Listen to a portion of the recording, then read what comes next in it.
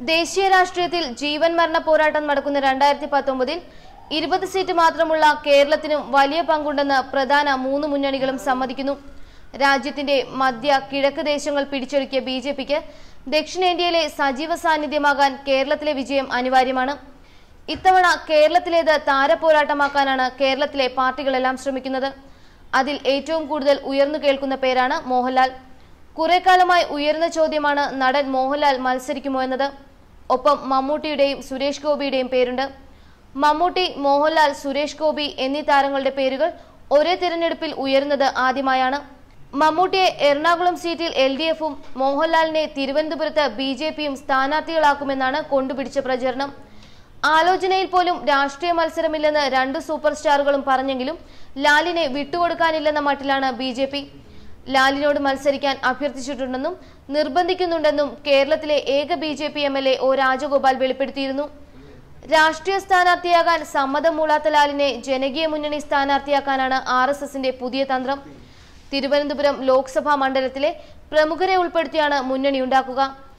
BJPക്കാർ ആരും ഇതിലുണ്ടാകില്ല.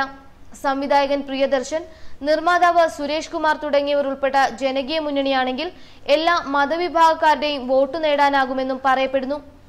BJP ലേബലില്ലാത്ത സ്ഥാനാർത്ഥിയാണെങ്കിൽ ലാൽ സമ്മതം പ്രകടിപ്പിക്കുമെന്നാണ് RSS പ്രതീക്ഷ.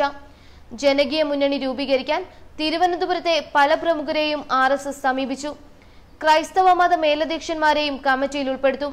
പ്രജ്ഞാവാഹക് ദേശീയ കോർഡിനേറ്റർ J നന്ദകുമാർ അടക്കമുള്ളവരാണ് നീക്കത്തിനു പിന്നിൽ. വിശ്വശാന്തി ഫൗണ്ടേഷനിലൂടെ ആദിവാസി മേഖലയിലും മറ്റുമായി പൊതുസേവനത്തിനിറങ്ങിയ ലാൽ BJP പിന്തുണയുടെ രാഷ്ട്രീയത്തിലേക്കും ചുവടുവെക്കുമോ? ലാൽ എന്ന നടനെയാണ് ഇഷ്ടമെന്നും രാഷ്ട്രീയക്കാരനെ താല്പര്യമില്ലെന്നും ആരാധകർ വിധിക്കുമോ? താരപ്രഭ ലാലിന് ഭാരമാകുമോ തിളക്കമാകുമോ എന്ന് കാത്തിരുന്നു തന്നെ കാണണം. ലാൽ മത്സരിക്കില്ലെന്ന് പറഞ്ഞെങ്കിലും മോഹൻലാലിനെ സ്ഥാനാർത്ഥിയാക്കി മത്സരിപ്പിക്കാനുള്ള ശ്രമം RSS ദേശീയ തലത്തിലേക്ക് എത്തിച്ചിരിക്കുകയാണ്. പ്രധാനമന്ത്രി നരേന്ദ്രമോദി ഇടപെട്ടാൽ മോഹൻലാൽ മത്സരിക്കുമെന്നാണ് RSSന്റെ പ്രതീക്ഷ. മോഹൻലാലിന്റെ സുഹൃത്തുക്കൾ വഴിയും ശ്രമം നടക്കുന്നുണ്ട്. അതേസമയം രാഷ്ട്രീയം തന്റെ മേഖലയല്ലെന്നും ചെയ്തു തീർക്കാൻ വേറെ ഒരുപാട് ജോലികളുണ്ടെന്നും മോഹൻലാൽ വ്യക്തമാക്കി. രാഷ്ട്രീയം എനിക്ക് പറ്റിയതല്ല, ഒരു നടനായി നിലനിൽക്കാനാണ് എന്നും ആഗ്രഹിച്ചിട്ടുള്ളത്. ഈ പ്രൊഫഷനിലുള്ള സ്വാതന്ത്ര്യം ഞാൻ ആസ്വദിക്കുന്നു. ധാരാളം ആളുകൾ നമ്മളെ ആശ്രയിച്ചിരിക്കുന്ന അവസ്ഥയാണ് രാഷ്ട്രീയത്തിൽ. അതൊട്ടും എളുപ്പമല്ല. മാത്രമല്ല, എനിക്ക് വലുതായെന്നും അറിയാത്ത വിഷയവുമാണ് രാഷ്ട്രീയം. അവിടേക്ക് വരാൻ താല്പര്യമില്ല, ഒരു അഭിമുഖത്തിൽ ലാൽ വെളിപ്പെടുത്തി.